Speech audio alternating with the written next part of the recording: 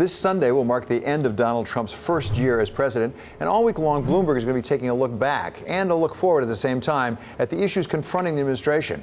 Today, it's foreign relations, and we welcome Bill Faries, who heads Bloomberg's national security coverage for us in Washington. So, Bill, let's start with foreign relations, and at the top of the list right now is North Korea. Every day, there seems to be a new report, including Rex Tillerson talking about people in a passenger airliner seeing a missile launch. Right. North Korea dominated President Trump's foreign policy agenda like no other issue, I think, in 2017. In 2018, it's still at the top of the pile. Rex Tillerson is at a meeting in Vancouver with allied nations to talk about what more can be done to sanction North Korea. And that's where he mentioned that a late November ICBM test by Pyongyang was seen in part by passengers on a commercial airline flight from San Francisco to Hong Kong. So it continues to be a threat and a priority for the administration.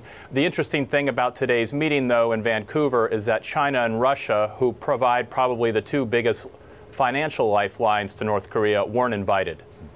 Good thing that you mentioned China, because President Trump talked with China's President Xi Jinping yesterday. There was a readout from the White House statement that said that they are committing that China is helping to commit North Korea to denuclearization. But at the same time, President Trump expressed disappointment that the United States trade deficit with China has continued to grow. President Trump made clear that the situation is not sustainable. Where are we in China-U.S. relations when we take everything in, not only geopolitical tensions with North Korea, but also the trade issue? Right. I mean, you remember this is a president who campaigned on trade. He said he was going to go after nations like China that that the U.S. runs up big trade deficits with. He really put that on the back burner as North Korea became the preeminent issue on his foreign policy plate. It's not clear whether he's willing to keep doing that. He's gotten Chinese support for tougher UN Security Council sanctions on North Korea, but throughout that process, he said, you know, China, I don't think is doing enough. They need to do more. His patience may be wearing thin, and he may be willing to raise more of the trade issues heading into 2018. And I think that could very well complicate his agenda with North Korea.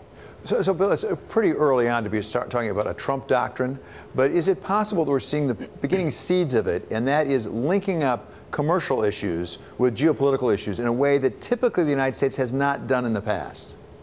Right. It very well could be part of the strategy. It is a very difficult needle to thread when it comes to something like North Korea, where you clearly need Chinese cooperation to put a pinch, economic pinch, on North Korea. Without that, there are levers the president can exercise, but they're much more. They have a lot less influence than just having the Chinese on board. Will they be willing to be on board if all of a sudden you're raising tariffs on their steel exports, things like that? That's, I think, going to make for very complicated diplomacy.